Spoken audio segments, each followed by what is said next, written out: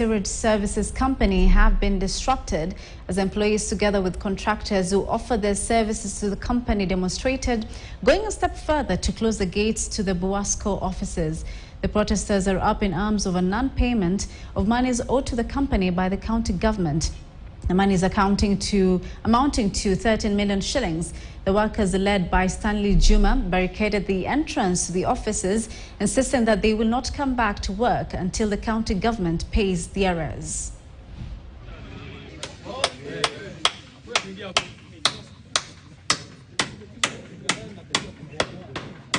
Tukiweza kushughulikia mishahara, watu hapo wana nguvu ya kufanya kazi sana na wanafanya kazi by the way.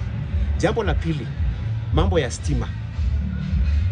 Maji yetu main ambayo inatoka pale sio reverse huo ni ya kupump. So most of the time tuna pump wiki moja, wiki ya pili tumekatiwa stima. Miezi 12 tumevumilia. Hatujapata pay, lakini tunasema hii kitu ni yetu, hatuwezi toka.